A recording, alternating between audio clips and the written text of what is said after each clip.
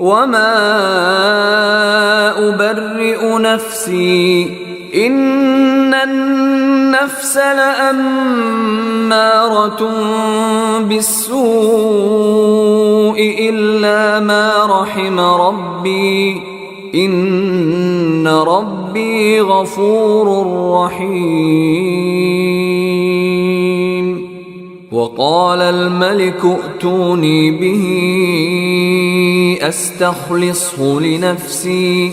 فلما كلمه قال إنك اليوم لدينا مكين أمين. قال اجعلني على خزائن الأرض إني حفيظ عليم. وكذلك مكنا ليوسف في الأرض يتبوأ منها حيث يشاء نصيب برحمتنا من نشاء ولا نضيع أجر المحسنين ولأجر الآخرة خير للذين آمنوا وكانوا يتقون. وجاء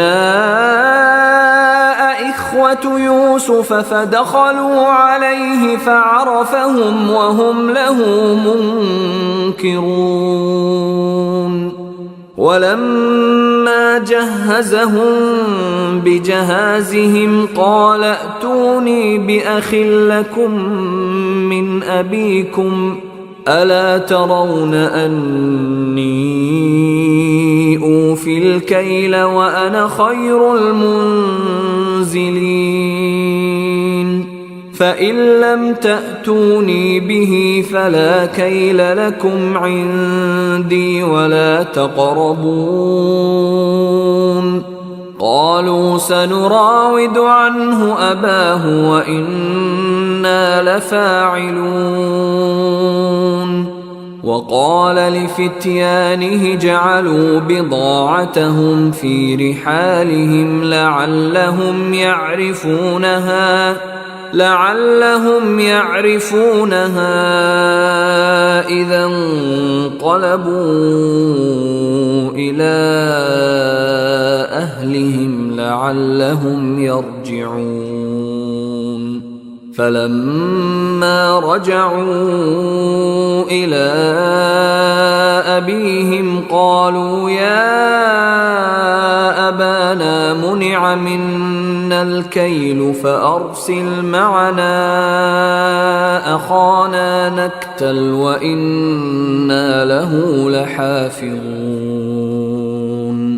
قال هل آمنكم عليه إلا كما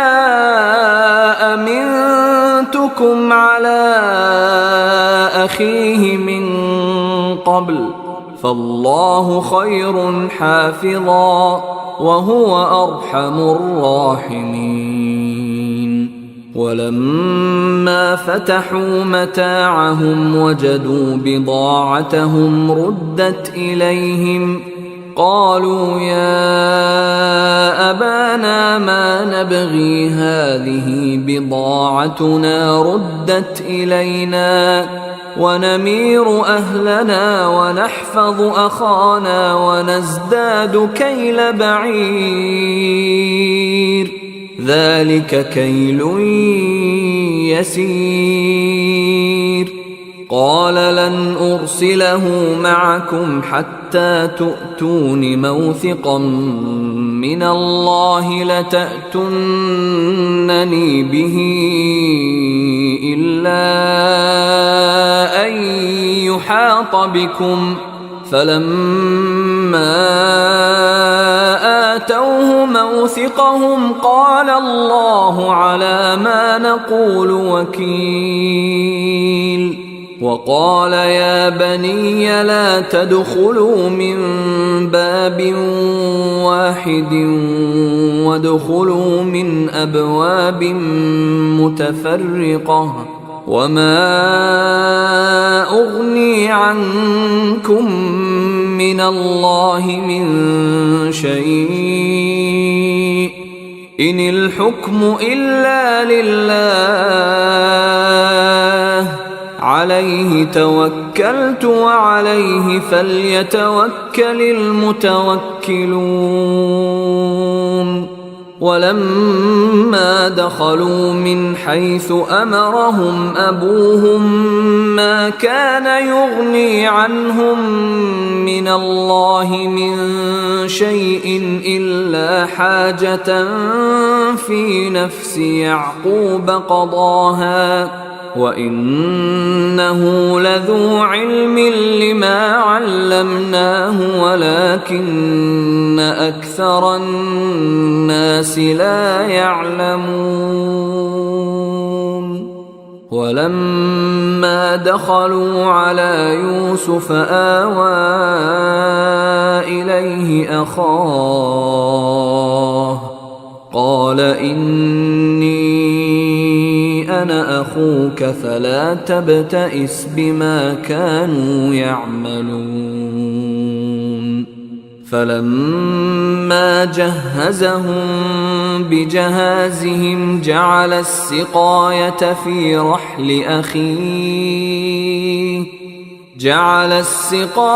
في رحل أخيه ثم أذن مؤذن أيتها العير إنكم لسارقون قالوا وأقبلوا عليهم ماذا تفقدون قالوا نفقد صواع الملك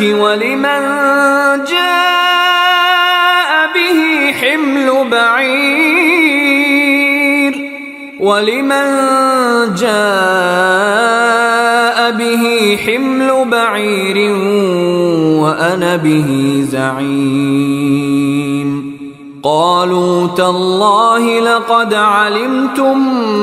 ما جئنا لنفسد في الأرض وما كنا سارقين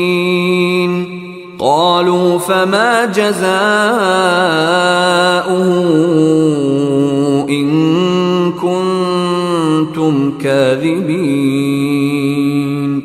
قالوا جزاؤه من وجد في رحله فهو جزاؤه كذلك نجزي الظالمين فبدأ بأوعيتهم قبل وعاء أخيه ثم استخرجها من وعاء أخيه كذلك كدنا ليوسف ما كان ليأخذ أخاه في دين الملك إلا أن يشاء الله نرفع درجات من نشاء وفوق كل ذي علم عليم قالوا إن يسرق فقد سرق أخ له من قبل فأسرها يوسف في نفسه ولم يبدها لهم قال أنتم شر مكانا والله أعلم بما تصفون قالوا يا أيها العزيز إن له أبا شيخا كبيرا فخذ أحدنا مكانه إنا نراك من المحسنين قال معاذ الله أن نأخذ إلا من وجدنا متاعنا عنده إنا إذا لظالمون فلما استيئسوا منه خلصوا نجيا قال كبيرهم ألم تعلموا أن أباكم قد أخذ عليكم موثقا من الله ومن قبل ما فرطتم في يوسف فلن أبرح الأرض حتى يأذن لي أبي أو يحكم الله لي وهو خير الحاكمين. ارجعوا إلى أبيكم فقولوا يا أبانا إن ابنك سرق وما شهدنا إلا بما علمنا وما كنا للغيب حافظين. واسأل القرية التي كنا فيها والعير التي أقبلنا فيها وإنا لصادقون. قال بل سولت لكم أنفسكم أمرا فصبر جميل عسى الله أن يأتيني بهم جميعا إنه هو العليم الحكيم. وتولى عنهم وقال يا أسفا على يوسف وابيضت عيناه من الحزن فهو كظيم. قالوا تالله تفتأ تذكر يوسف حتى تكون حرضا أو تكون من الهالكين. قال إنما أشكو بثي وحزني إلى الله وأعلم من الله ما لا تعلمون. يا بني يذهبوا فتحسسوا من يوسف وأخيه ولا تيأسوا من روح الله إنه لا ييأس من روح الله إلا القوم الكافرون. فلما دخلوا عليه قالوا يا أيها العزيز مسنا وأهلنا الضر وجئنا ببضاعة مزجاة فأوف لنا الكيل وتصدق علينا إن الله يجزي المتصدقين. قال هل علمتم ما فعلتم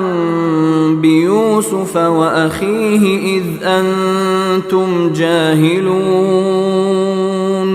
قالوا أئنك لأنت يوسف؟ قال أنا يوسف وهذا أخي قد من الله علينا إنه من يتق ويصبر فإن الله لا يضيع أجر المحسنين. قالوا تالله لقد آثرك الله علينا وإن كنا لخاطئين. قال لا تثريب عليكم اليوم يغفر الله لكم وهو أرحم الراحمين. اذهبوا بقميصي هذا فألقوه على وجه أبي يأت بصيرا وأتوني بأهلكم أجمعين. ولما فصلت العير قال أبوهم إني لأجد ريح يوسف لولا أن تفندون. قالوا تالله إنك لفي ضلالك القديم. فلما أن جاء البشير ألقاه على وجهه فارتد بصيرا قال ألم أقل لكم إني أعلم من الله ما لا تعلمون قالوا يا أبانا استغفر لنا ذنوبنا إنا كنا خاطئين قال سوف أستغفر لكم ربي إنه هو الغفور الرحيم فلما دخلوا على يوسف آوى إليه أبويه وقال ادخلوا مصر إن شاء الله آمنين ورفع أبويه على العرش وخروا له سجدا وقال يا أبت هذا تأويل رؤياي من قبل قد جعلها ربي حقا وقد أحسن بي إذ أخرجني من السجن وجاء بكم من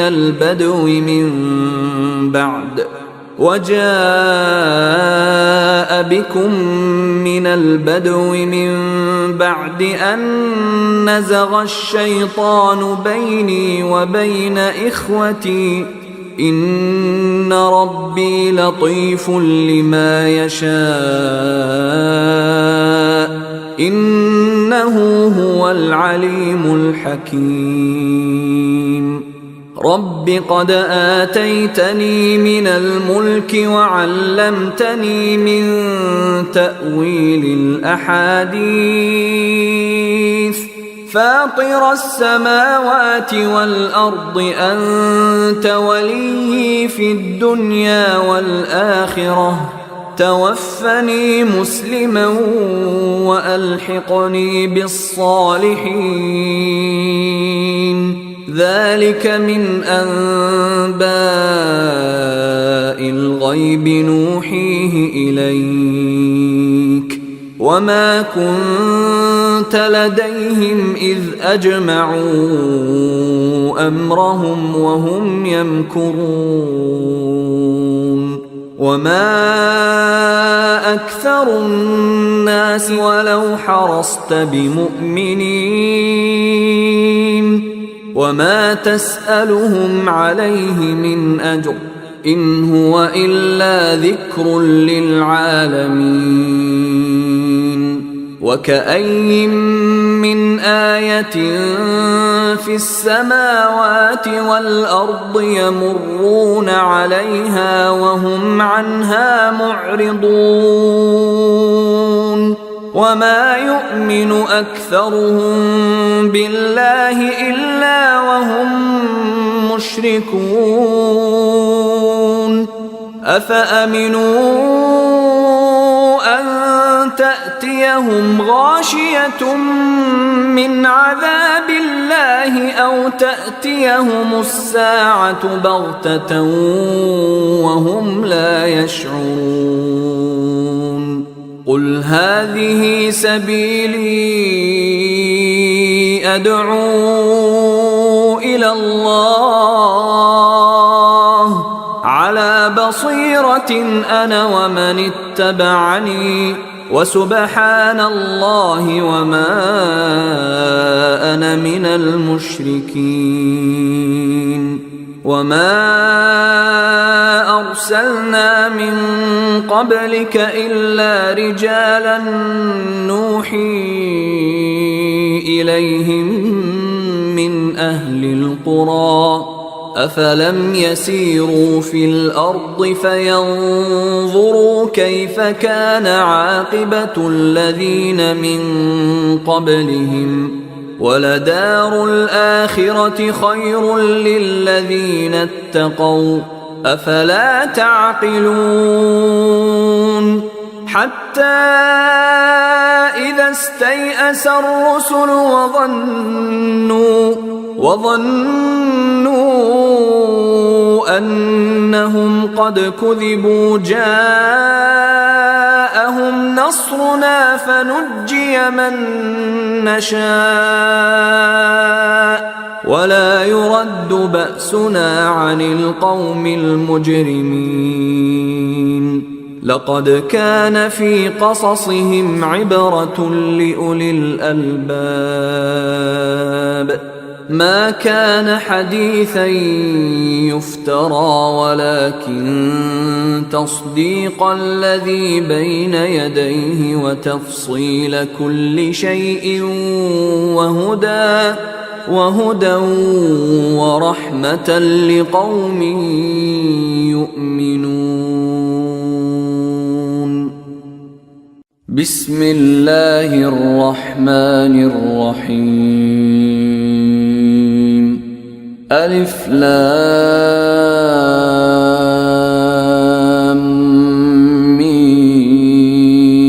ميم را تلك آيات الكتاب والذي أنزل إليك من ربك الحق ولكن أكثر الناس لا يؤمنون.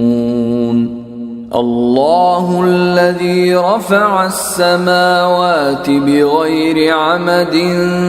ترونها ثم استوى على العرش وسخر الشمس والقمر كل يجري لأجل مسمى يدبر الأمر يفصل الآيات لعلكم بلقاء ربكم توقنون. وهو الذي مد الأرض وجعل فيها رواسي وأنهارا ومن كل الثمرات جعل فيها زوجين اثنين يغشي الليل النهار إن في ذلك لآيات لقوم يتفكرون. وفي الأرض قطع متجاورات وجنات من أعناب وزرع ونخيل صنوان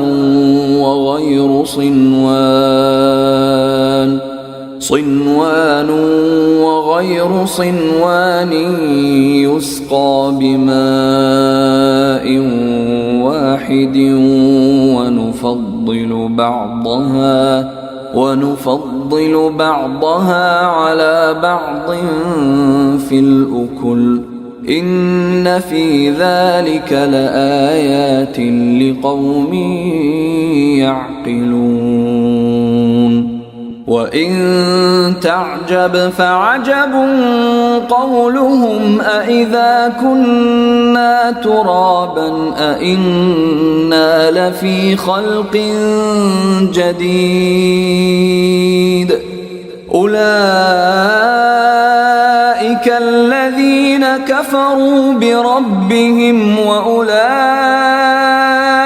الأغلال في أعناقهم وأولئك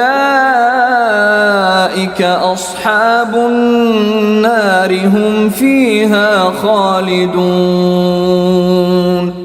ويستعجلونك بالسيئة قبل الحسنة وقد خلت من قبلهم المثلات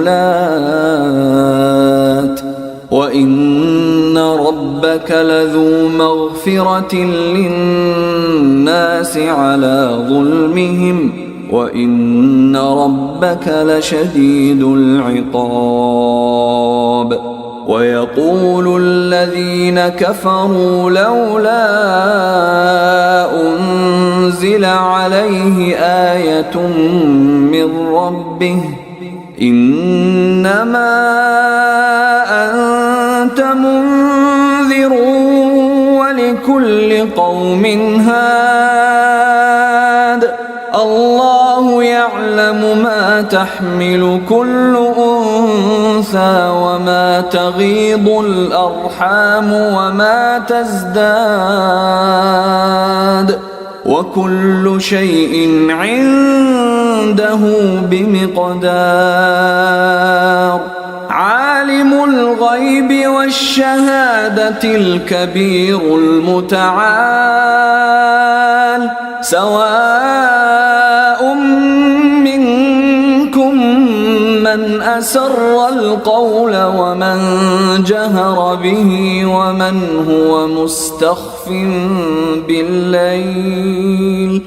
ومن هو مستخف بالليل وسارب بالنهار له معقبات من بين يديه ومن خلفه يحفظونه من أمر الله إن الله لا يغير ما بقوم حتى يغيروا ما بأنفسهم وإذا أراد الله بقوم سوءا فلا مرد له وما لهم من دونه من وال هو الذي يريكم البرق خوفا وطمعا وينشئ السحاب الثقال ويسبح الرعد بحمده والملائكة من خيفته ويرسل الصواعق فيصيب بها من يشاء وهم يجادلون في الله وهو شديد المحال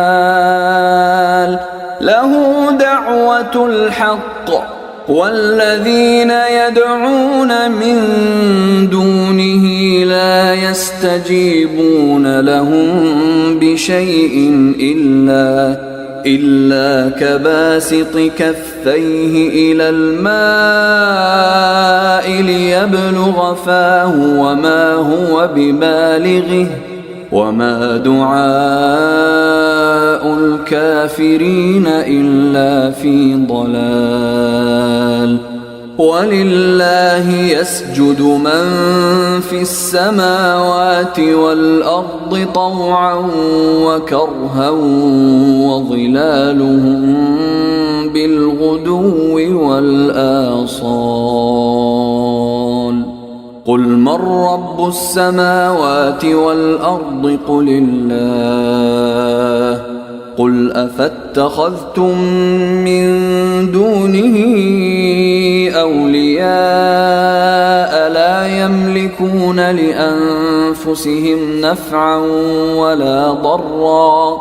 قل هل يستوي الأعمى والبصير أم هل تستوي الظلمات والنور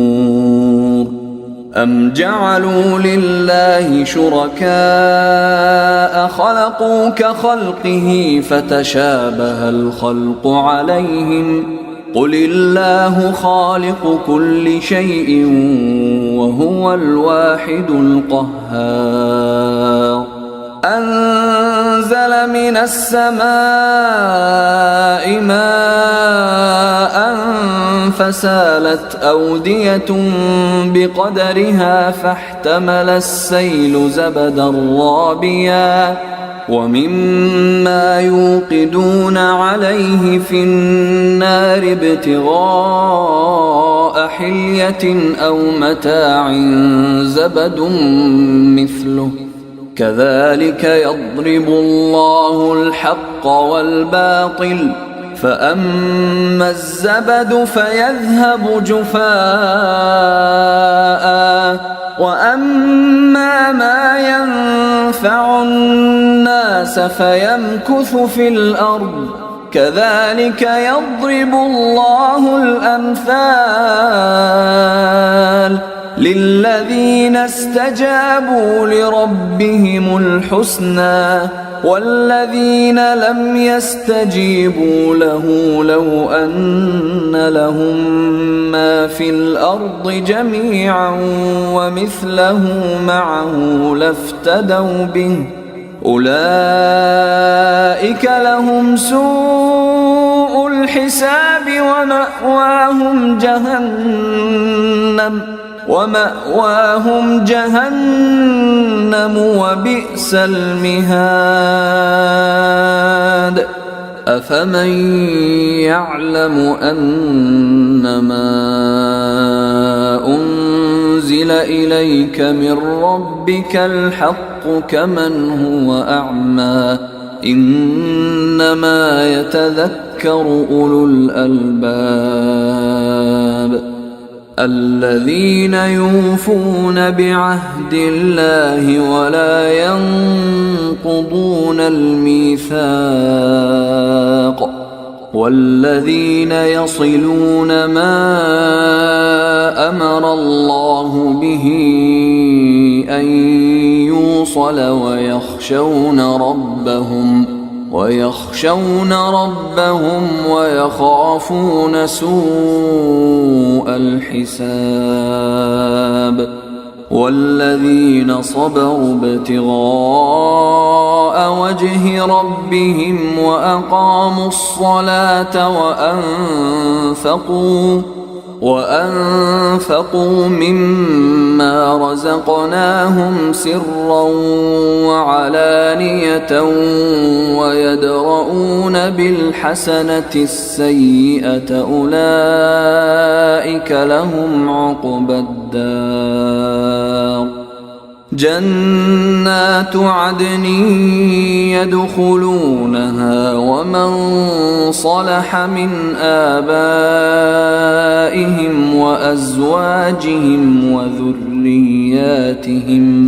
والملائكة يدخلون عليهم من كل باب سلام عليكم بما صبرتم فنعم عقبى الدار والذين ينقضون عهد الله من بعد ميثاقه ويقطعون ما أمر الله به أن يوصل ويفسدون في الأرض أولئك لهم اللعنة ولهم سوء الدار الله يبسط الرزق لمن يشاء ويقدر وفرحوا بالحياة الدنيا وما الحياة الدنيا في الآخرة إلا متاع ويقول الذين كفروا لولا أنزل عليه آية من ربه قل إن الله يضل من يشاء ويهدي إليه من أناب الذين آمنوا وتطمئن قلوبهم بذكر الله ألا بذكر الله تطمئن القلوب الذين آمنوا وعملوا الصالحات طوبى لهم وحسن مآب كذلك أرسلناك في أمة قد خلت من قبلها أمم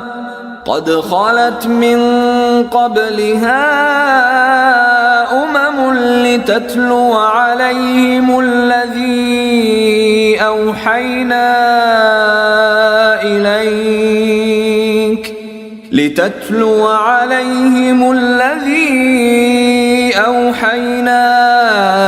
إليك وهم يكفرون بالرحمن قل هو ربي لا إله إلا هو عليه توكلت وإليه متاب ولو أن قرآنا سيرت به الجبال أو قطعت به الأرض أو كلم به الموتى بل لله الأمر جميعا أفلم ييأس الذين آمنوا أن لو يشاء الله لهدى الناس جميعا ولا يزال الذين كفروا تصيبهم بما صنعوا قارعة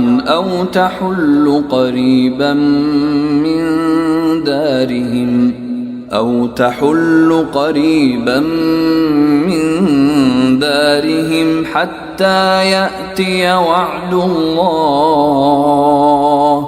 إن الله لا يخلف الميعاد ولقد استهزئ برسل من قبلك فأمليت للذين كفروا ثم أخذتهم فكيف كان عقاب أفمن هو قائم على كل نفس بما كسبت وجعلوا لله شركاء قل سموهم أم تنبئونه بما لا يعلم في الأرض أم بظاهر من القول بل زين للذين كفروا مكرهم وصدوا عن السبيل ومن يضلل الله فما له من هاد لهم عذاب في الحياة الدنيا ولعذاب الآخرة أشق وما لهم من الله من واق مثل الجنة التي وعد المتقون تجري من تحتها الأنهار أكلها دائم وظلها تلك عقبى الذين اتقوا وعقبى الكافرين النار والذين آتيناهم الكتاب يفرحون بما أنزل إليك ومن الأحزاب من ينكر بعضه قل إنما أمرت أن أعبد الله ولا أشرك به إليه أدعو وإليه مآب وكذلك أنزلناه حكما عربيا ولئن اتبعت أهواءهم بعدما جاءك من العلم ما لك من الله من ولي ولا واق ولقد أرسلنا رسلا من قبلك وجعلنا لهم أزواجا وذرية وما كان لرسول أن يأتي بآية إلا بإذن الله لكل أجل كتاب يمحو الله ما يشاء ويثبت وعنده أم الكتاب وإما نرينك بعض الذي نعدهم أو نتوفينك فإنما عليك البلاغ وعلينا الحساب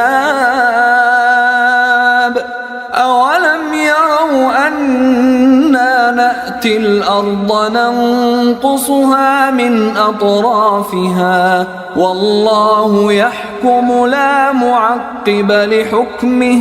وهو سريع الحساب وقد مكر الذين من قبلهم فلله المكر جميعا يعلم ما تكسب كل نفس وسيعلم الكفار لمن عقبى الدار ويقول الذين كفروا لست مرسلا قل كفى بالله شهيدا بيني وبينكم ومن عنده علم الكتاب. أعوذ بالله من الشيطان الرجيم. بسم الله الرحمن الرحيم. ألف لام را كتاب أنزلناه إليك لتخرج الناس من الظلمات إلى النور بإذن ربهم إلى صراط العزيز الحميد. الله الذي له ما في السماوات وما في الأرض وويل للكافرين من عذاب شديد.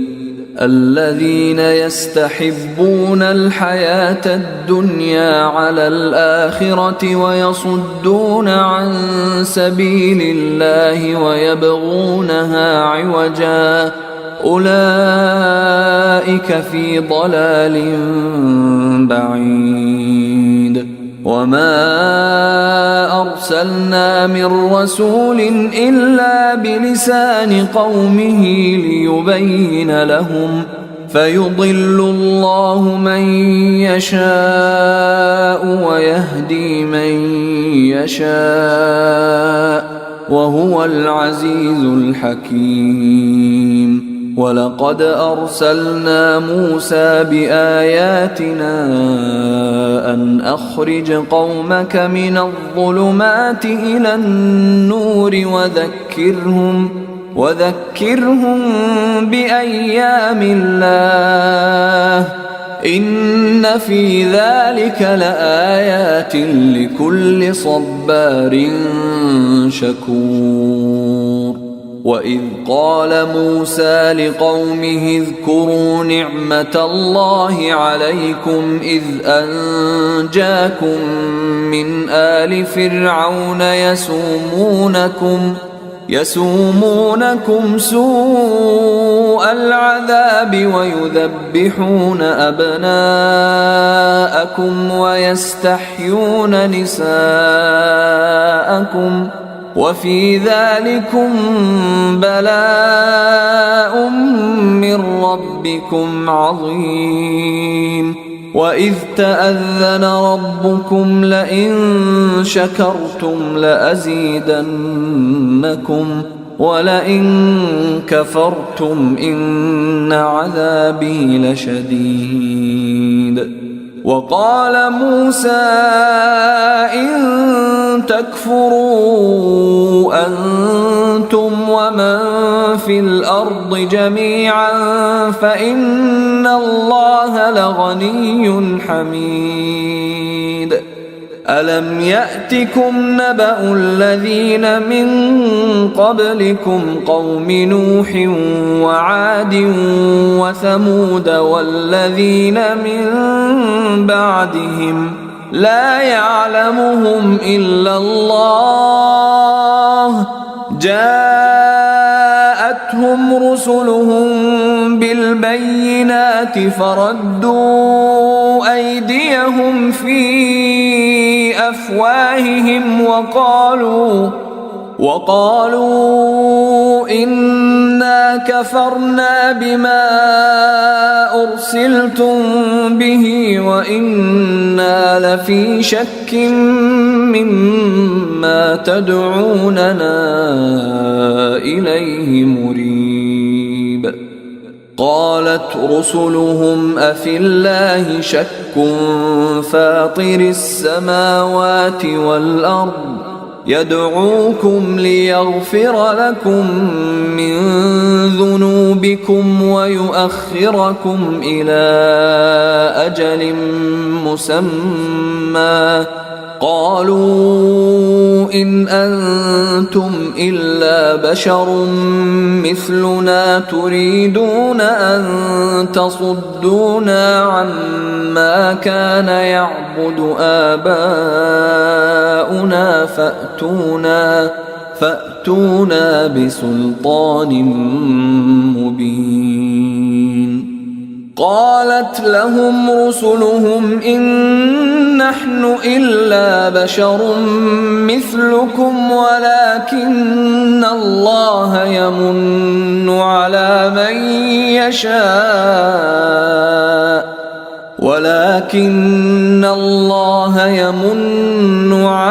من يشاء من عباده وما كان لنا أن نأتيكم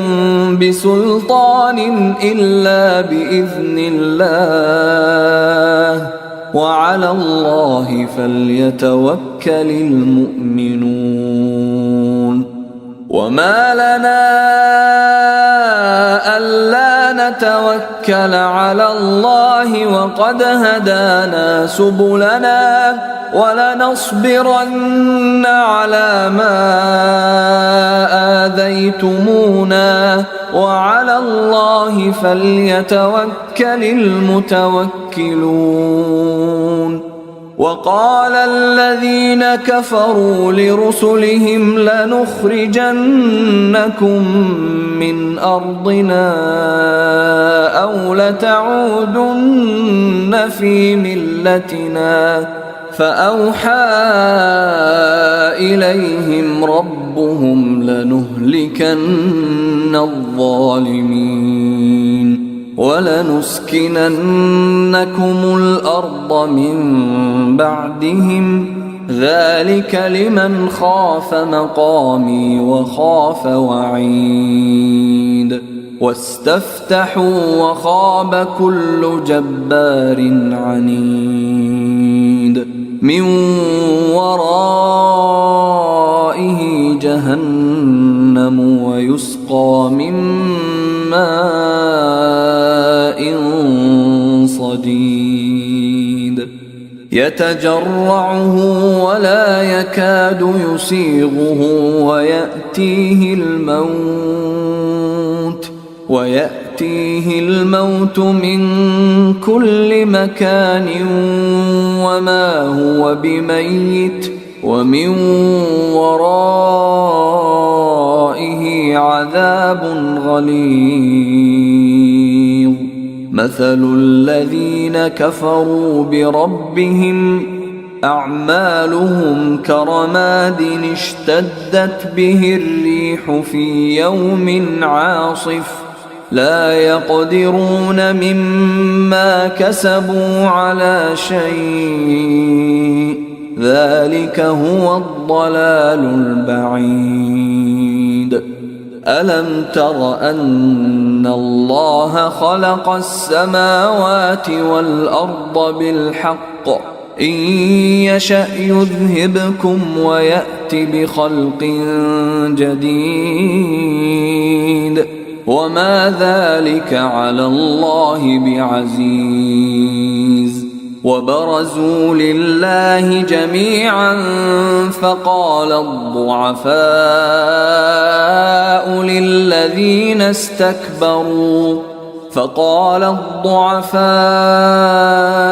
للذين استكبروا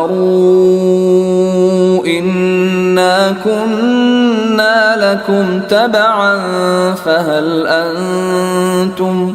فهل أنتم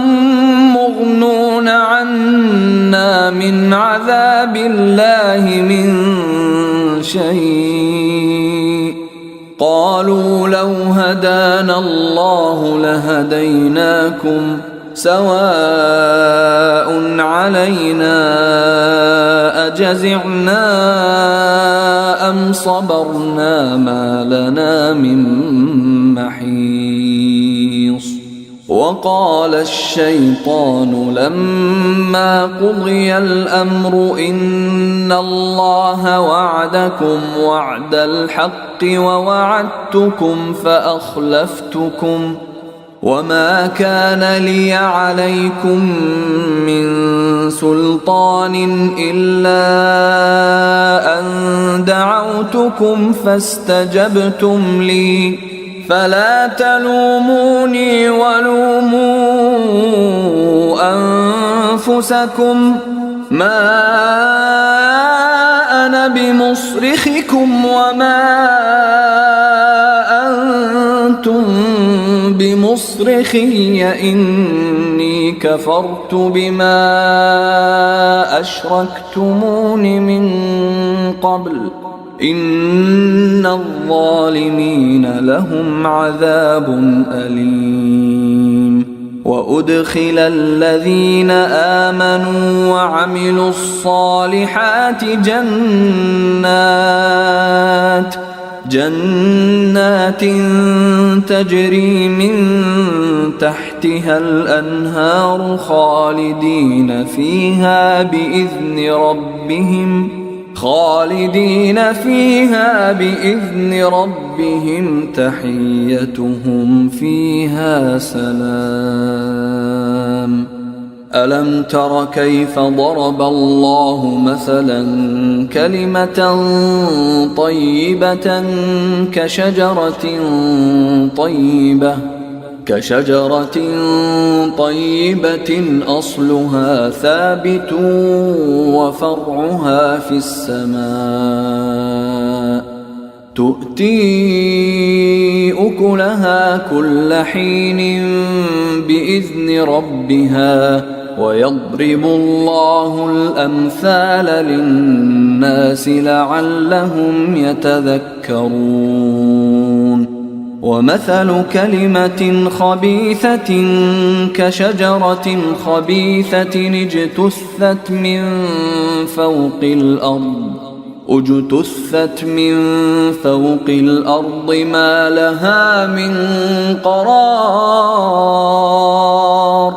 يثبت الله الذين آمنوا بالقول الثابت في الحياة الدنيا وفي الآخرة ويضل الله الظالمين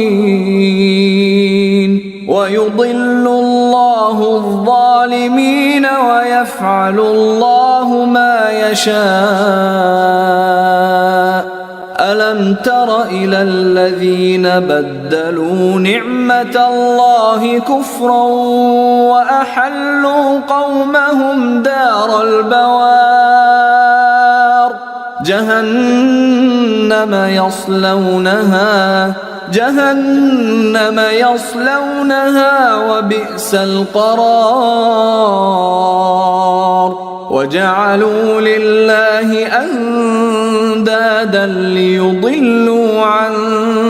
سبيله قل تمتعوا فإن مصيركم إلى النار قل لعبادي الذين آمنوا يقيموا الصلاة وينفقوا مما رزقناهم سرا وعلانية من قبل أن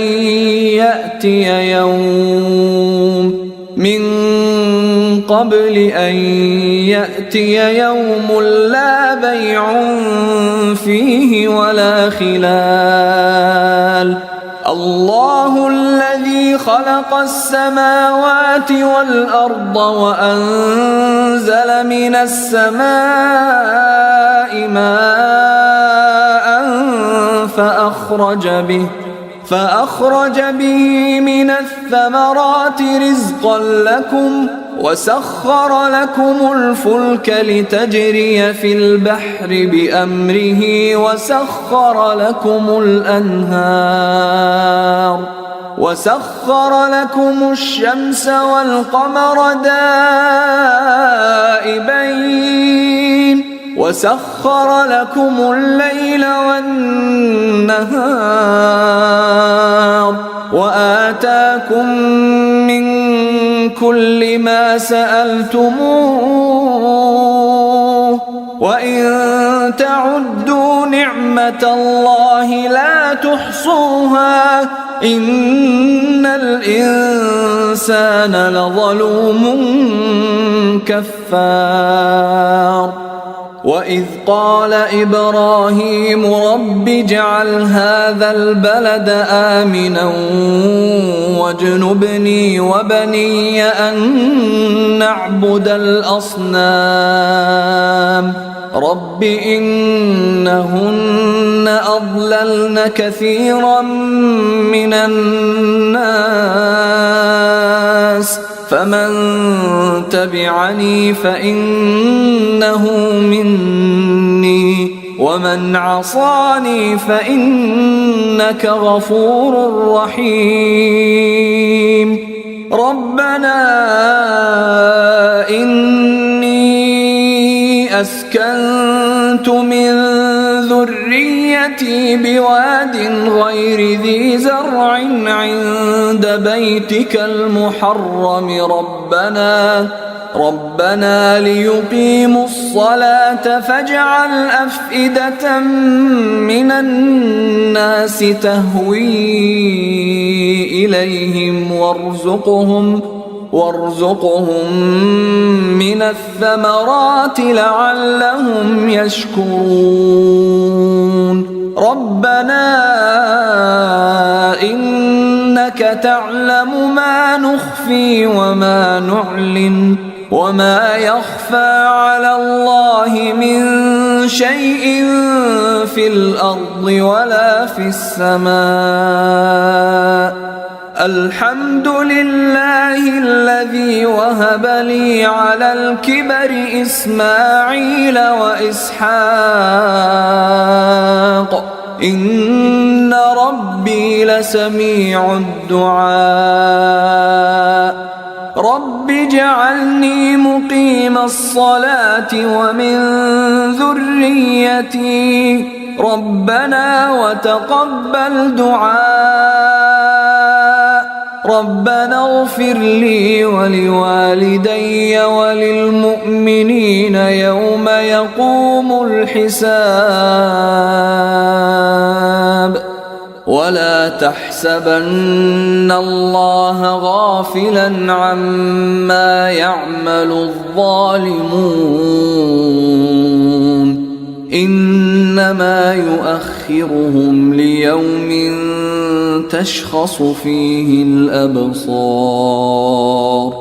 مهطعين مقنعي رؤوسهم لا يرتد إليهم طرفهم وأفئدتهم هواء.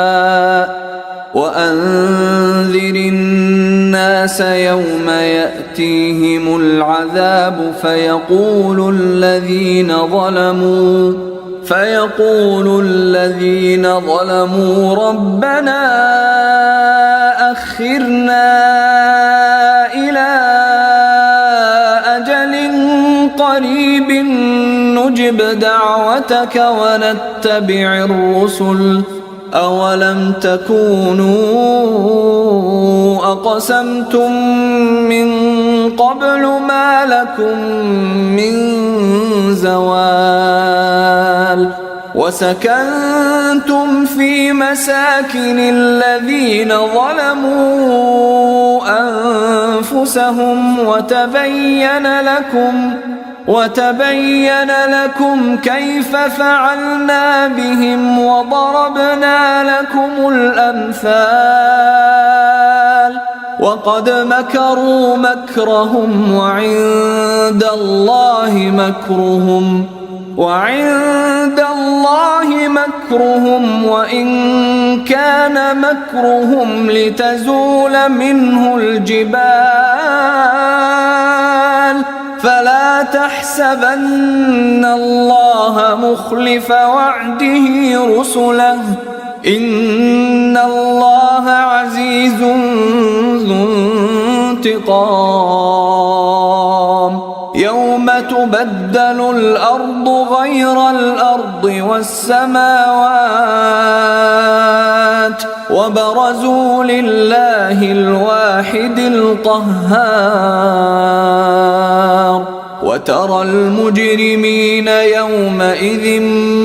مقرنين في الأصفاد سرابيلهم